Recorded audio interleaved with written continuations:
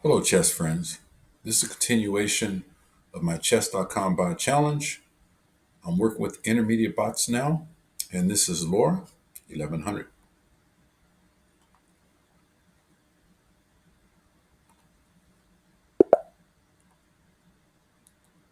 We have the white pieces, and so I'm going to play 1e4, not best by test.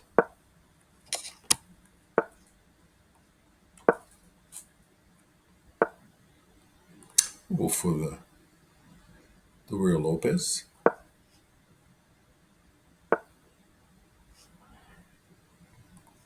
This should be a 4 line.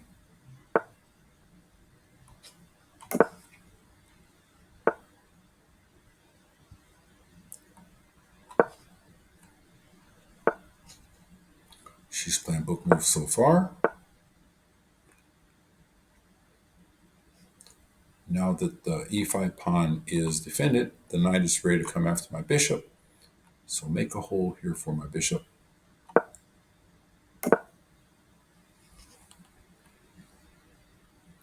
And always remember h3 before playing d4, because once the pawn's here, we don't want this extra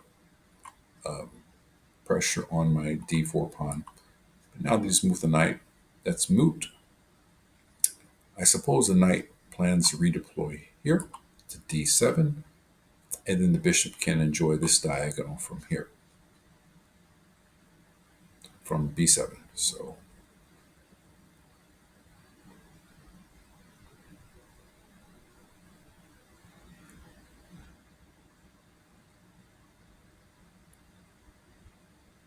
I want to play d4 now. If we d4 now, there's pressure on my e4 pawn immediately.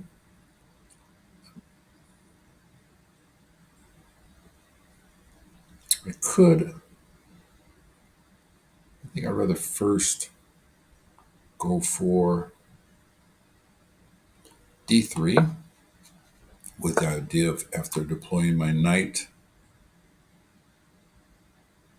to d2 and then f1, I can play d4. And then if the bishop puts pressure on the e pawn from this diagonal, my knight on f1 will go to g3. However,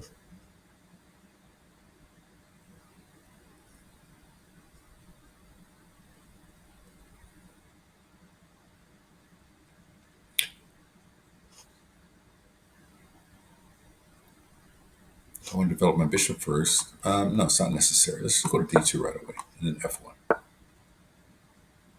Okay, this is making her pawn weak, because the rook had a veiled attack on the pawn, and the knight's on the pawn. But simply, don't need to even take here, do I? Just take the pawn off, and that's the end of that.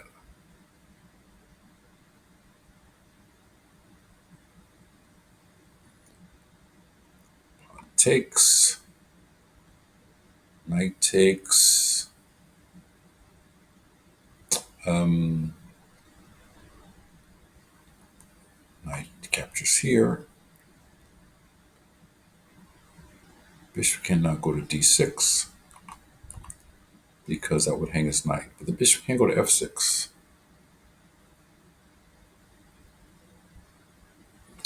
Placing a double attack on the knight. But in that case, the d2 knight will go to f3. Then again, take right away.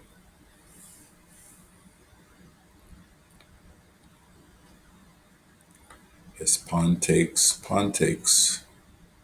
or even knight takes.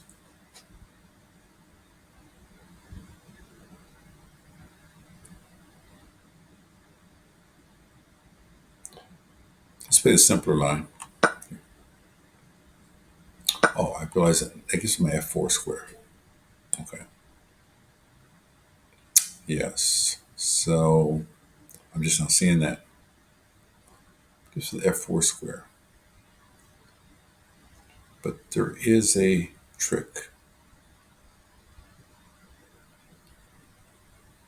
After knight takes, if knight f4, we play d4.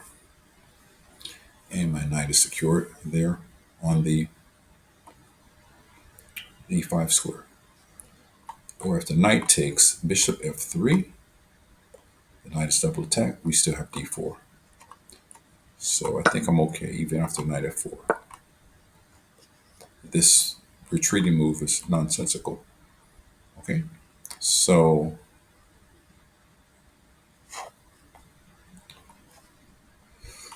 is queen f3 a move? Okay, the knight's attacked twice. Is pinned on this diagonal because the rook's there. However, you respond to queen f3 with a simple developing move, bishop to b7. It doesn't appear to be a thing. So, no. Let's go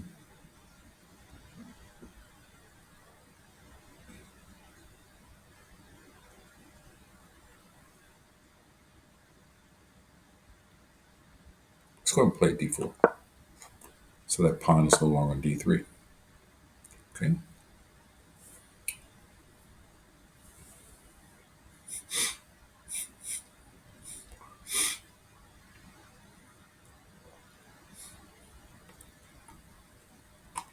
Could get centralize another knight. If bishop takes, pawn takes, and then the knight is attacked twice. Where does it go? Then it can't go to f4 anymore because that square is now protected. But he has c6.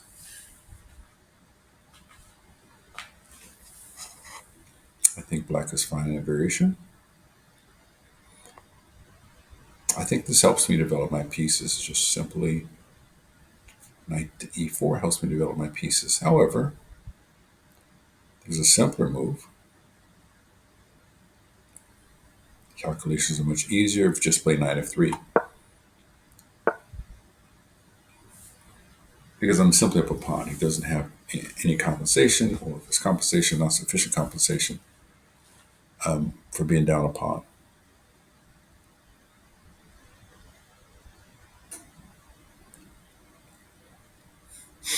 Is his bishop out of squares? If so, no. After knight g4, he has bishop takes knight. Bishop takes knight g4, bishop takes knight, pawn takes knight. Would his bishop run out of squares in that scenario? No. I can't say. But there's a simple developing move which threatens to trade my bishop, which is not so great, for his bishop, which is affecting the center. And the simple developing move is bishop to g5.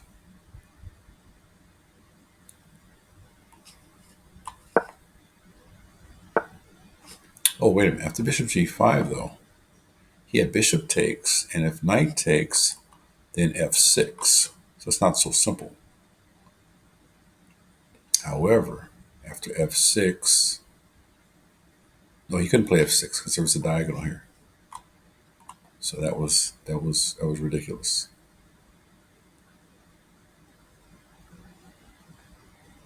So now I have bishop takes, open up this position here. And if he does that,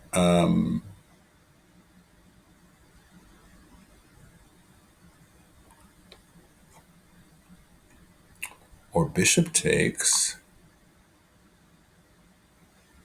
and then if bishop takes bishop, rook takes pawn, and things are getting, then he's forced to make this weakness on his king side. I mean, bishop takes bishop takes f6. If bishop takes b3, or rook takes b3.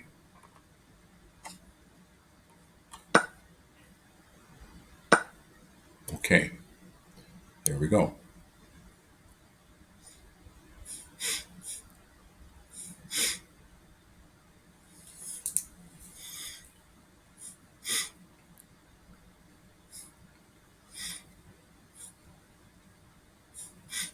Well, the knight is in pre. I could consider sacrificing the knight with a bishop to c2. Pawn takes, pawn takes, knight, bishop takes, pawn, knight g5 check. It seems pretty speculative. However, less speculative will be to retreat the knight to g4. If bishop takes, knight on g4, knight takes on g4,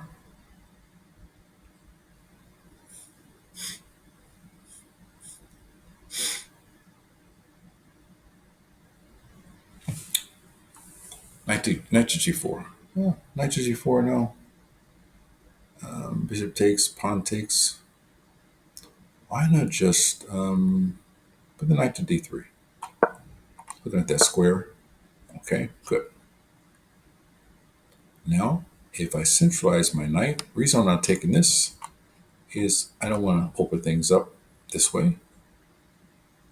It helps his f5 pawn. Why don't I just centralize my knight here?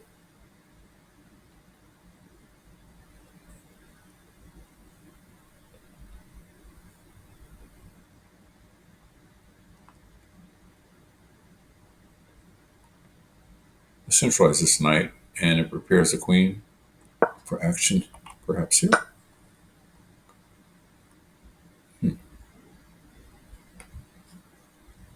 I could take with the queen, but I want the queen to be able to go to h5.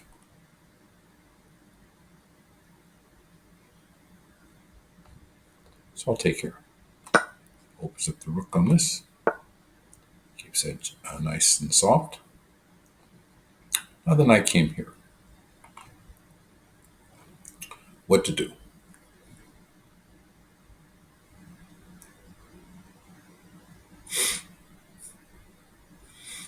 Why not attack the f5 pawn and the rook at the same time? Knight cannot take because I have queen takes rook.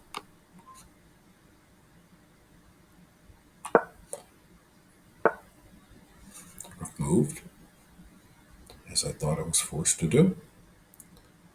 Now I can safely take on f5.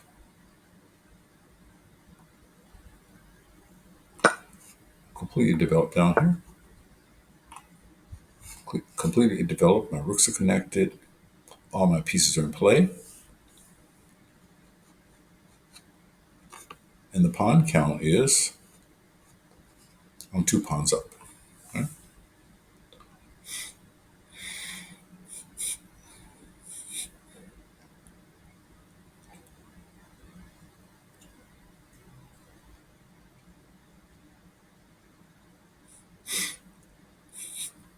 Now I can attack the f6 square, I believe. So my question is, how would he guard the f6 square?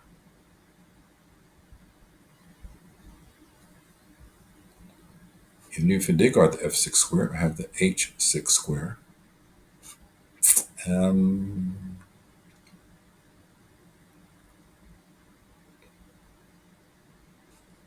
However, right now he's attacking the d pawn. Why should I put up with that? Just take that off with the knight.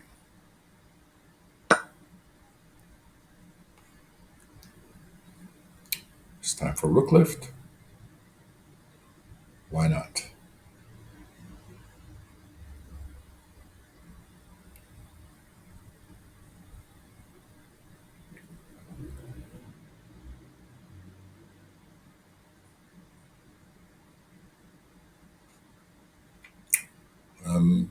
Yes, why not?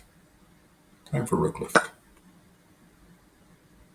The rook lift allows my other rook to come to the e file. First, let's correct this queen here.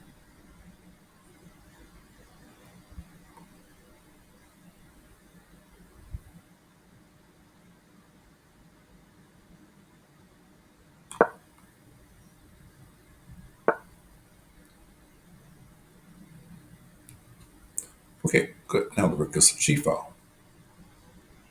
Check.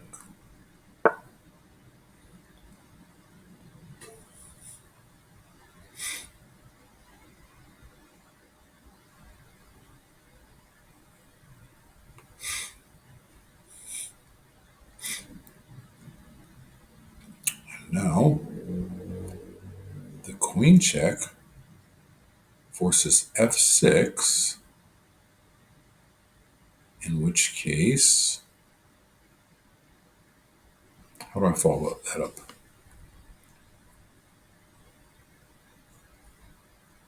Oh, wait a minute.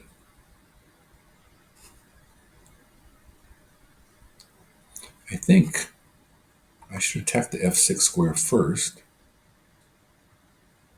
so that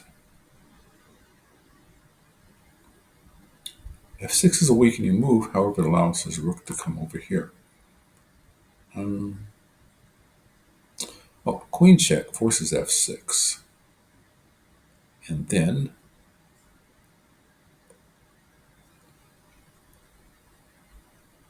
if the queen goes,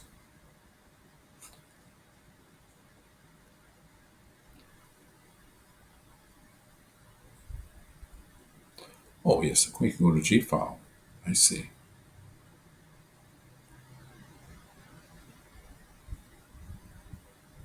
Oh, let's go to the e file.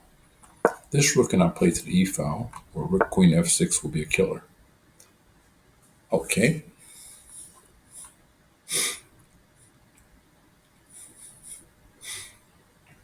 Now his f6 square is weak. How would I attack it? I think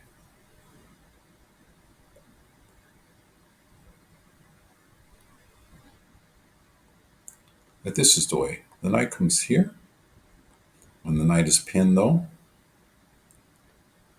we go to g5. Okay, this is taking considerably long, so let's go. Let's weaken him up first. Queen, this forces f6. Now,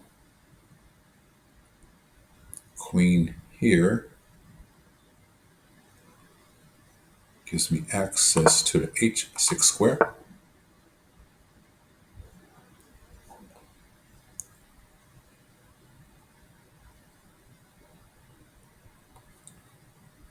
Centralize my knight. Still looking at f6.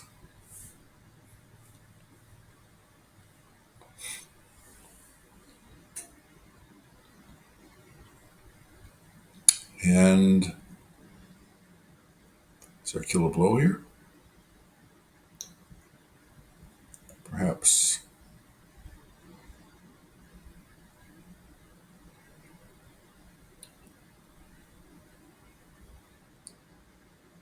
Yes, there's a killer blow.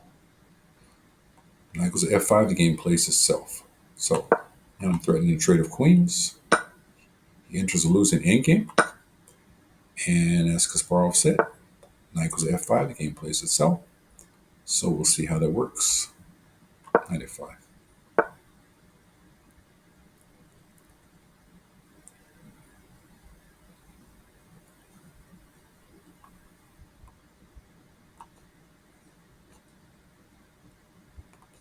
Okay, h6 I like even better because this is third rank.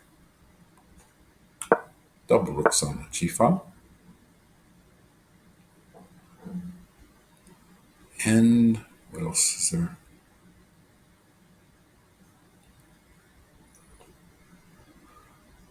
Well, we can now invade. We can invade the seventh rank. Actually, let's redeploy. Can he stop us from getting to the seventh rank? No, he can't. So let's go here. And we'll double in the seventh rank.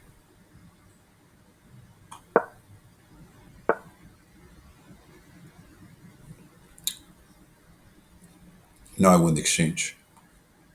Didn't have to double.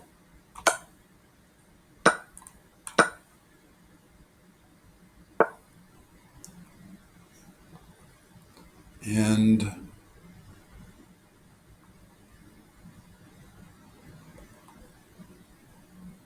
instead of doubling this, threaten checkmate in one move.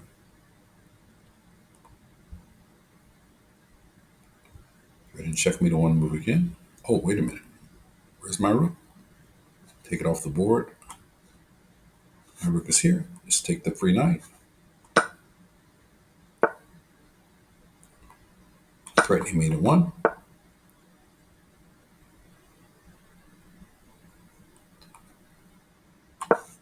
Okay. This is sort of a slaughter.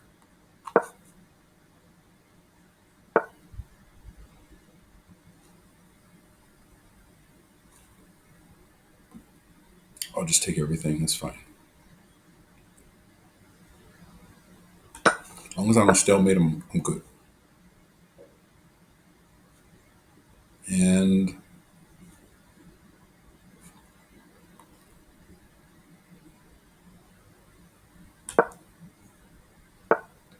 king had to move. Yes.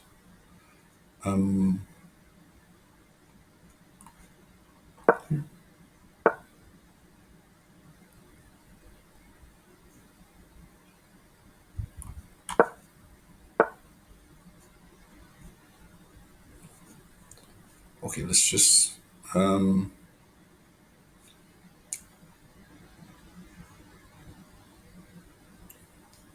let's push pawns. He can dance between these two squares, so there's no chance of stalemate.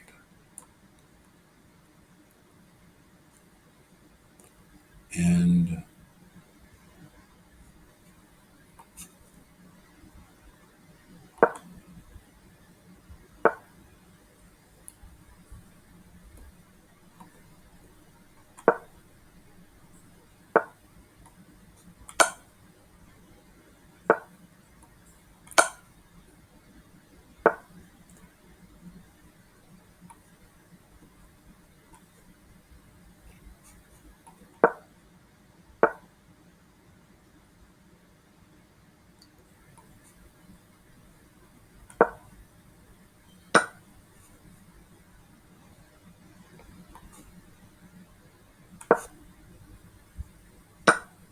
okay, fine.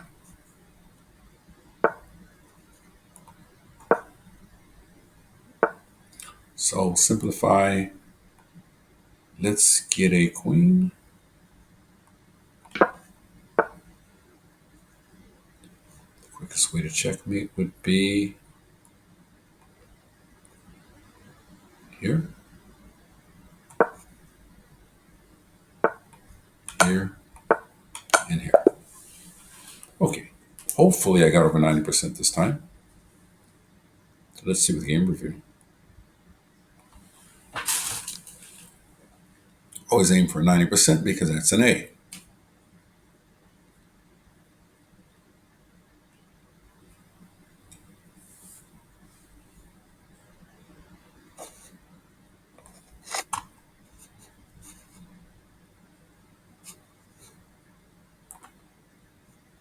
Nope, I didn't make it. So the main thing is how many blunders and mistakes then. No blunders, one miss, and no mistakes. So it's okay, even though it's 80, only 7.2. I say only, but the main thing is just one miss.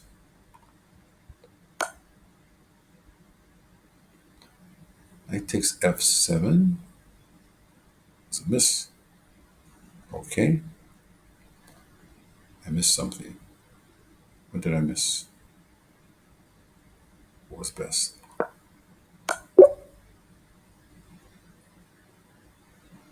Oh, I missed. Yes, forced checkmate. Okay, mate in two. I did miss that. After rook takes rook, then knight to f is checkmate. Yes. Okay. That's why it's good to practice the mating patterns, or at least practice chess and then analyze afterwards. Okay. What else was there? I did miss that. Yeah, at this point, I was killing him so much, I wasn't even thinking about it. I was trying to talk and play at the same time. But hey, I'll get better. That was a miss. Let's see what the inaccuracies are. No great moves, though, and no brilliant moves. So I had no exclamation marks. So, yeah, gotta keep striving to get better. Rating 1950. Okay. Let's try the two inaccuracies, see what they were. Bishop g5 is an inaccuracy. So what's the follow-up?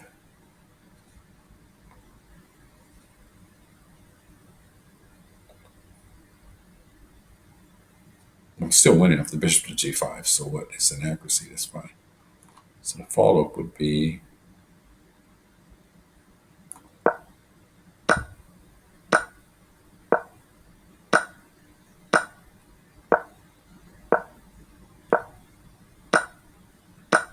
okay.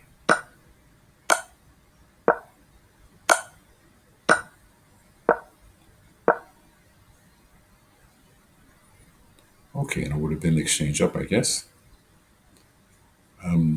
So bishop g5 is an inaccuracy. Maybe I would have thought of that in a longer time control. Maybe not. So